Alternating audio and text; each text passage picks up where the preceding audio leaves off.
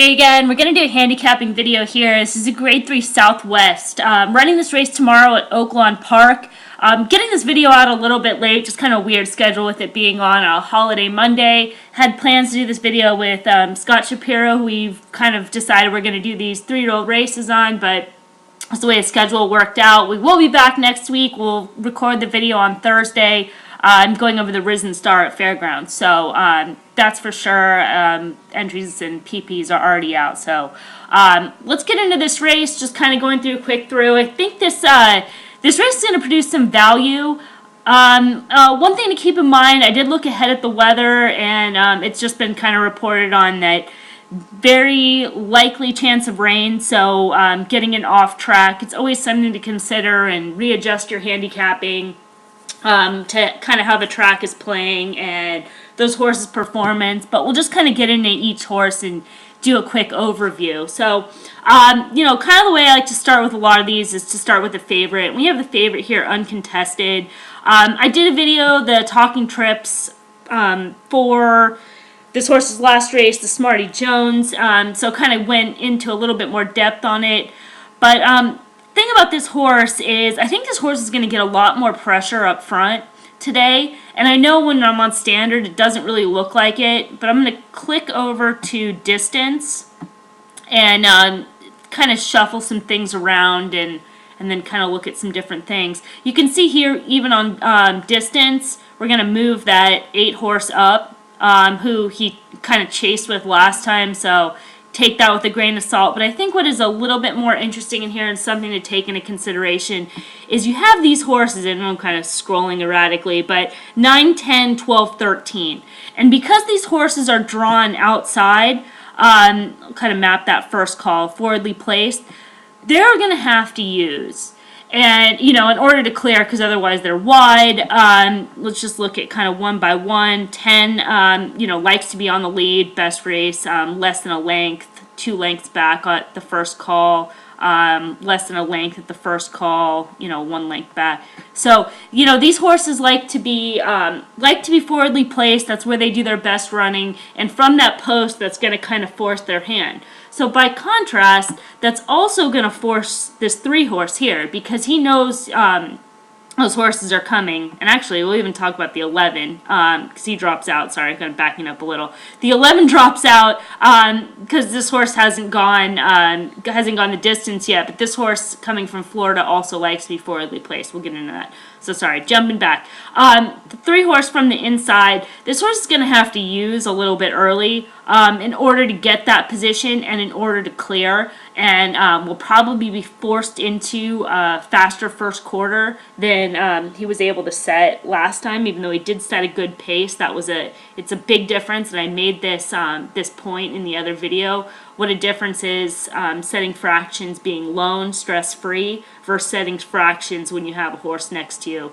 And then you can also see that this horse here is a circle. So, we like to see squares. The show's just a little bit of finish. I'm going to pull up the grid real quick. We'll look at the 3 just kind of on its own. And then, visually, first thing drops out. We've got a lot of red, lone, and no finish in a lone. So, I really don't expect a lone trip today, and if this horse does get a lone trip, he's going to have to earn it, and it's going to be at a short price. Distance, like I said in the other video, is still a question mark for me. So, while I think if we go, I'm just going to clear this out. We'll jump back over to the plot. If we go on the standard, and maybe that suggests that the horse, could be kind of a best in the speed type and kick clear. That scenario for that horse to win, so be it. I'm going to try for a different scenario, win or lose. I just think there's a lot more going on in here, and it's going to produce some value. So I'll try to quickly run through each horse. You guys can go back in the video and kind of match it up to the grid, pause, rewind, that kind of thing, and maybe that'll cut down on the video. The number 1 horse, so again, this is a horse that's from the rail. They've got to use this horse. And, I don't know if he's quite fast enough. Seems on the plot, this is kind of one thing I'll show, that at the first call, he's in the orange, so forwardly placed in the first call, and then kind of drops back a little bit in the second call. So, might be kind of a no keep on the lead type, using from the rail, chasing, maybe trying to duel from the rail. Just doesn't seem to get a favorable trip, and has to improve. Springboard mile, very strong ride, was able to make the lead, and I think the jock actually stole that race. So from a pace scenario and speed figure scenario, I just don't think that it sets up well for this horse. Number 2 horse, it's a little bit interesting. So this horse is coming off a layoff, 2 turns for the first time. Got a B+, breaking its maiden back at Churchill in November, slog and room. So this horse was inside on the turn, and then was able to angle out, and I think that was kind of favorable that day. He beat another runner in this race that was inside the entire time. I think maybe the outside was just a slightly better place to be.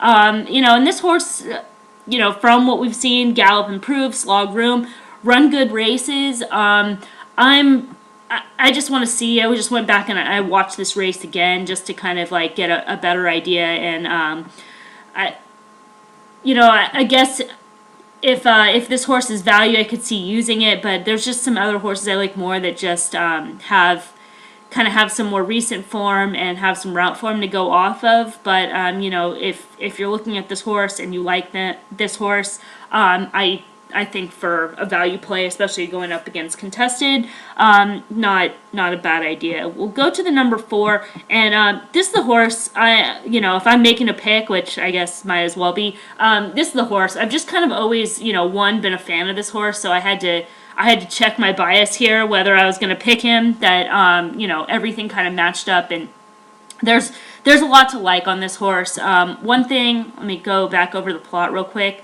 I like in route races, and I did a video on this earlier, assessing a new track, I believe. I like horses that are sitting in this quadrant 2 position in routes. I think that they run well. So the fact that this horse is here and he's above the par line, that's just one of those personal things that I like. So I'm like, okay, good, I like that. Class-wise, this horse definitely figures. I mean, he's run twice in grade 1, including a B, where it was a BTL and X bias. So pretty strong effort. Breeders' Cup Juvenile, that was the last time we saw this horse. This horse made a move. Again, kind of some tricky posts. There was an interesting thing. So, I went back and watched this video. This horse had a bunch of blood in his mouth. It was kind of weird going into the starting gate. So, I don't know what that's about. I don't know if he bled. I don't know if they got something fixed. Kind of one of those things that's hard to see, but, especially going into this race, I don't know how you look for that, but it was definitely there. Needs to improve, I will say that, but again, these are all 2-year-old figures, had 107 days layoff, jockey trainer going well at the meet, horse is training steady, every 7 days, putting in a work, so I think that there's upside trip-wise and class. This horse figures. I think 8-1 is, 8-1 morning line is very fair, and I think that this horse, maybe he gets overlooked. Looking at Lee, gets overlooked. We shall see. But definitely a horse. I'd be interested in playing at a price and keying around for sure. Rowdy the Warrior. Going back on the plot, he's this huge square at the bottom, so, likely if there is kind of a pace scenario, or the other scenario, you kind of have these horses that are chasing, get tired, this horse to pick up the pieces. Somewhat moving forward, had that B-2 back. I thought the last race you could kind of go either way, made a little bit of move, wide move in there. Probably underneath is the ceiling, but we're talking big price. This horse should be at least 20 to 1 in there. We'll scroll through to the 6. 6 is just a little bit soft on figures. One thing I will say about this horse, if the track does come off, I think that this horse is the type of horse that does handle an off track. He was really far back, kind of against the flow a little bit that day, saved, and ran on some in the stretch. I just think it's just a little bit Little bit slow, maybe gets a piece underneath at the ceiling. Did have an X bias last time, which is, we have in green, so that's an upgrade there. Number 7, 12 to 1. This horse to me, where, I'm kind of a fan of the 4, and I have to check my bias. I have to do the same thing with the 7 because I'm just overall not a fan of this horse. I think he's kind of plotty. And, maybe that works here, just kind of sitting mid-pack and sucking up, but just not a horse that excites me.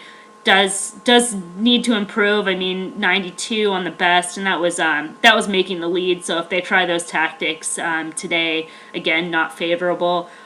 Just overall, let's go back over the plot and just make sure I'm not missing anything. Circle above the par line, sitting in quadrant 1, a potentially congested quadrant 1. So pace-wise, not incredibly favorable. Maybe sticks around for a piece, and then of course how the track's playing. Go to the number 8. Again, this is the horse that when we went on distance is kind of forwardly placed, similar trip to last time out in the Smarty Jones. Pressing, chasing, which I don't think is an ideal trip for this horse. I think he's better just kind of sitting back, stalking, making a run. This horse has some grit and has some try, and he was second best last time out. I think there's more upside. I'm not crazy about him in the spot, but this horse is definitely a use and a player. Delonte I find interesting. It's a horse that's moving forward, and this is the horse I was talking about earlier when I was saying they come out of a common maiden race. Let me just check that date back. That was with the number 2 horse, Silver Dust, and that was the November 20th race here at Churchill, where this horse also earned a B. And he was a little bit tight on the turn and stayed inside. And again, I think that you wanted to be outside that day. Just a little bit. It was a little bit more favorable, but this horse did show good run inside. I thought that was a sneaky good race for that horse. Wide when he came off the layoff at Oaklawn, and then got a B last time breaking the maiden. So a horse that's moving forward, and just may have a little bit more upside, and kind of an interesting horse. The number 10, another horse for Steve Asmussen. This is a horse that I think he ran on Southwest Day, I believe. This is the horse that drifted out maybe the race prior really bad and came on for the win. Kind of an interesting race, one that's worth a watch if you haven't seen it. Trip wise, I talked about this earlier. This horse just may have to use a little bit early to clear that post, and then the trip is the question. That was a good effort. I mean, that horse had to really dig in and be much the best, because he kind of gave it up at one point and had to earn it back. Number 11 coming in from Gulfstream Park off a perfect trip, but 2 B+ efforts in both starts. So a horse that's he's got some class, done more than he needs to. It's interesting. From debut at Saratoga, Todd Pletcher thinks one of his best 2-year-olds. So that's a trainer quote on there. Has some quality, but was a soft field that day. Got a perfect trip. Just on paper, completely stood over the field. But, a horse they've always liked from the beginning. Again, another horse where trip is going to matter. And PC Cowboy just looks a little bit soft. B- at that optional claiming, now moving into a graded stake race. I'm not crazy about that. So not crazy about the trip, not crazy about the class. Number 13, biased last time, pressed. So again, kind of have the same idea, even though he's a B. Moving forward, we kind of would want to see making this type of jump, a B+. Did have some trouble, BTL Gallop. Again at one turn, trouble plus. Just overall, maybe a little bit below, and again that trip from outside, what that jock's going to do. It seems like he does his best running when he's on the lead, so that's going to be kind of problematic for today's scenario. A lot going on in this race. Again, that's kind of my opinion. I do like the 4 in here, and that's kind of my pick. I'm slightly against the 3, although I will say maybe he does get that trip. Otherwise, there's a few different ways to go in here. A lot of information you guys can reference the grid, because notes and speed figures are in there. Going back, Thanks again. Let's check it out on Thursday when we do the Risen Star with Scott Shapiro.